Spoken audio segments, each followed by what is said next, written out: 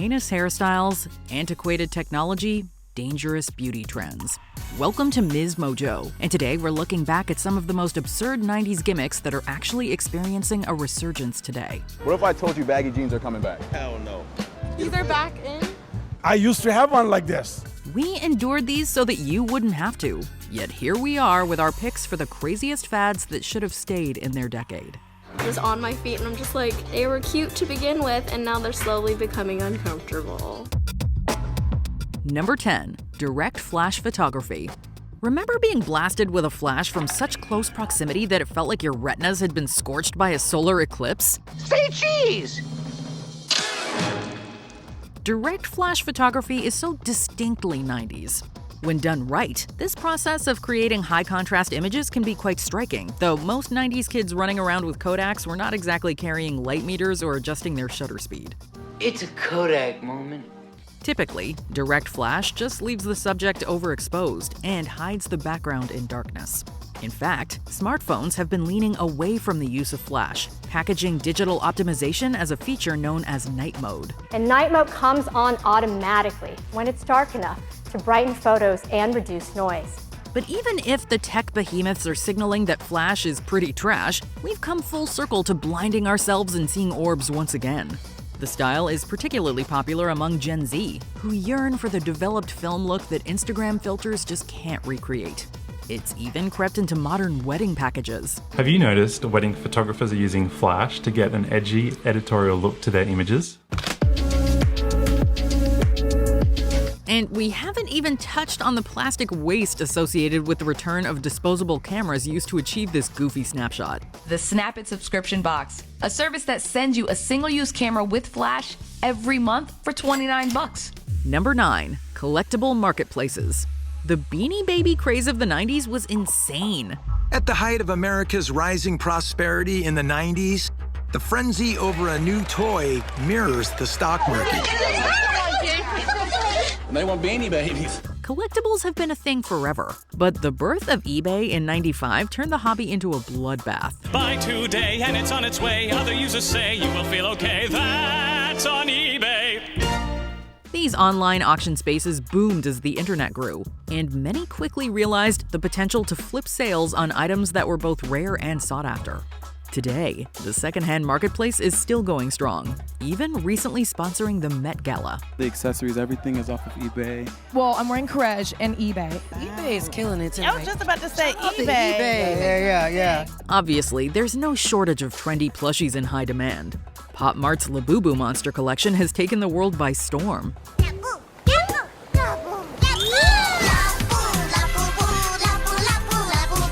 Since they have to be purchased as a blind box, you won't know what's in your mystery crate until you've spent the cash. This addictive scheme has sent traffic to sites like eBay, where collectors shell out upwards of $300 for limited Labubu sets that were already unboxed. The dolls, which are usually listed for $22, are now in some cases fetching hundreds of dollars on resale sites. Supporting scalpers is never a good time, so just make sure that if you're gonna cave, you're not accidentally purchasing a faux lafufu. Something feels off about this, right? Like the face. Why is the feet spinning?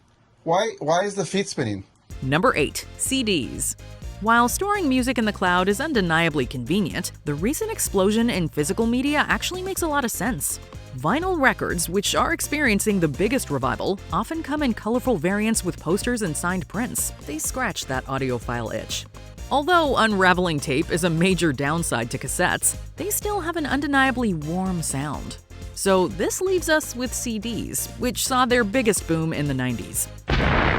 This is Super Hits of the 90s. Remember, these 4 CDs are not available in any store. Order Super Hits of the 90s now and get over 4 hours of the latest and greatest 90s hits.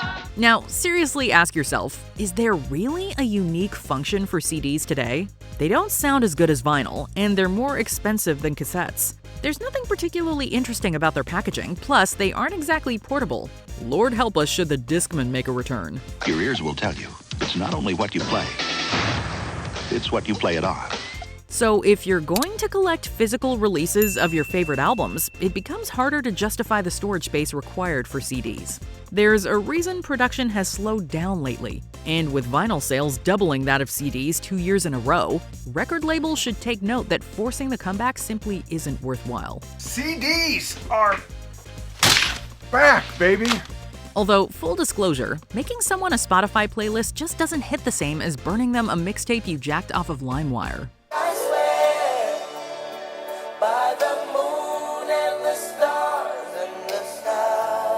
Granted, who even has a CD port to play it in nowadays anyway?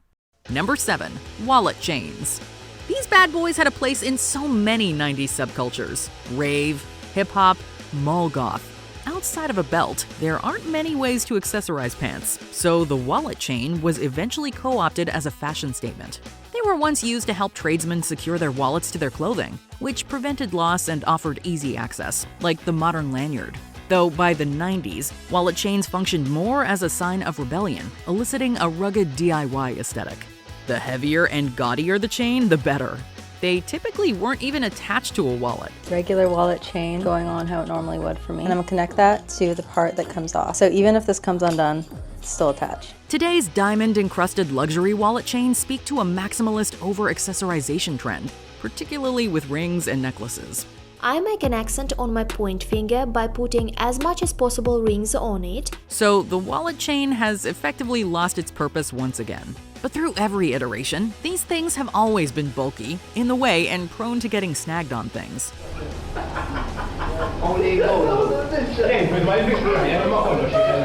Really, they've sort of morphed into a beacon of trying to look cool, and that's not exactly the vibe most people want to give off. Are you wearing a wallet chain? You look like a barista. So can we stop trying to reinvent the wheel and just cut the chain already? Number 6. Snakeskin fashion. While animal print was first revived in the 70s, it would be the 90s that saw the greatest interest in snakeskin patterns. This slick, scaly design was everywhere, from pants to jackets, bags to boots. I can make myself a cute little pair of snakeskin boots. Cut off the rattle, make yourself a new keychain. Hey.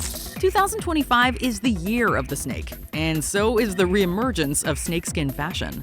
Dressing glam is all about making a statement, so I think snakeskin is a perfect print to grab some attention. Although it looks bold, there have always been concerns about turning a peeled animal into a pretty shoe. The wide-scale movement against furs is also inclusive to snakeskin. That is disgusting. Just for a bag, no thanks. While many designers opt for a faux hide, high-end retailers are still using real animal parts. This is one of those trends we feel compelled to resist for ethical reasons. The farming, trading, and environmental impact associated with the production of these garments has sparked backlash from animal rights activists globally. So we're simply asking Hermès to please stop selling exotic skins. Besides, the pieces are often extremely delicate and require a lot of upkeep to maintain their eye-catching luster. So these accessories can quickly lose their investment. This Florida-made purse, $400. This pair of boots, more than $1,200. Number 5. Rattails. Can you name a hairstyle worse than the rat tail? No, seriously, it's like a demented second cousin to the mullet. And while there are some cases where mullets can actually be pretty cool, we simply can't say the same for rat tails. Even the name makes us itch. This offshoot to the short on top, shaggy in the back look just doesn't look good on anybody. To be honest, it wasn't a great look on me. Giving the appearance that a rodent might have burrowed in the back of your head isn't entirely sexy. No poofing, curling, or braiding of the vermin's tail is flattering either. The hairstyle blew up in the late 80s, but even by the tail end of the 90s, people had realized how unappealing it was. So why is it back today? The Wall Street Journal is unfortunately suggesting we're heading towards a rat tail renaissance. Although punk style is experiencing a revival, the push toward non-conforming hairdos has been the main driver behind its return. Walk around any major city today, looking at you, Williamsburg, and you'll see a number of hipsters rocking wildly asymmetrical cuts that some might consider so bad they're good. But even the rat tail falls short of that. So while we're here for self-expression, we simply could not show up for the rat tail. Sorry. Besides, we can't help but think of this creep. Hello, Angel. Safe to say, The Weeknd is living proof that the Rattails should have not only died in the 90s, but possibly never even been conceived in the first place. His niece getting in on the fun, braiding it, guys. Now, I talked to Kelly Johnson. He said the team keeps brainstorming ways of how to chop that thing off of him. Number 4. Platform shoes. If Naomi Campbell is falling over in these shoes, you know they're cursed. I did put too much weight on the front, on my heel, on the back, yeah. on the heel, and I should have walked more with the heel, the tip toe on my tippy toe a bit more. Fashion designer Vivienne Westwood reintroduced these high-heeled, thick-soled pumps in the early 90s. By the later part of the decade, the Spice Girls made them totally pop again.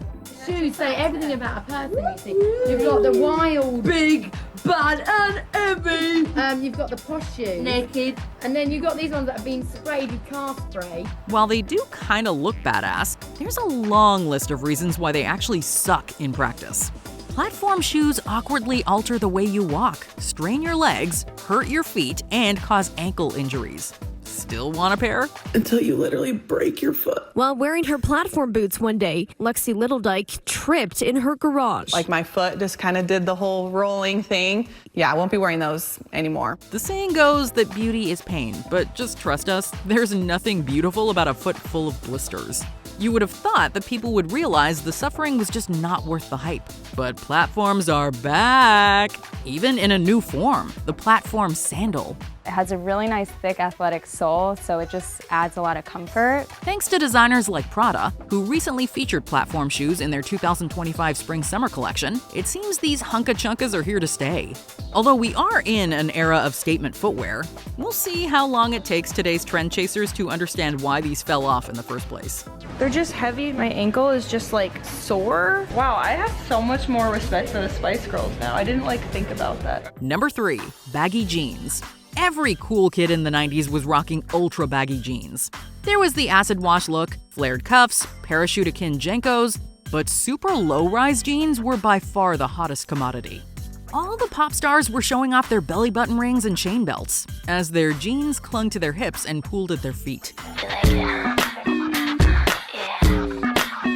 Watch me. However, if you weren't Christina or Britney, low-rise jeans were completely impractical.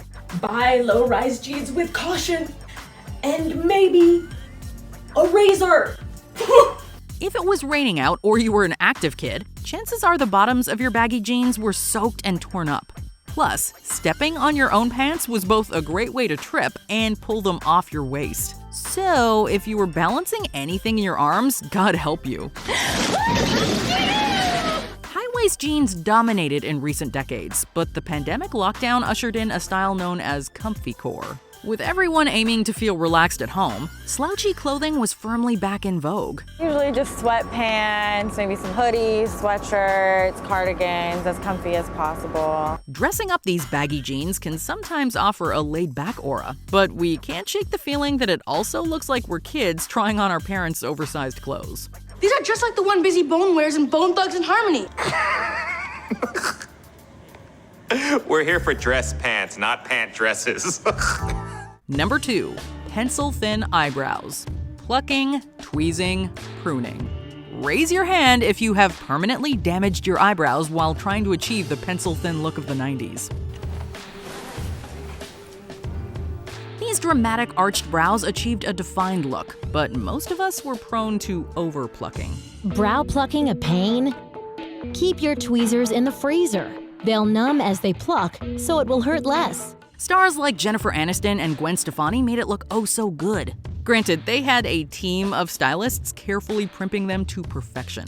Today, models like Bella Hadid and Julia Fox have caused many to raise a brow at their slender facial framing. Hi Vogue, this is Bella and I'm going to show you my favorite routines, how to go from day to night. Although soap brows have become popular too, the pencil-thin shaping has proven to be quite enduring.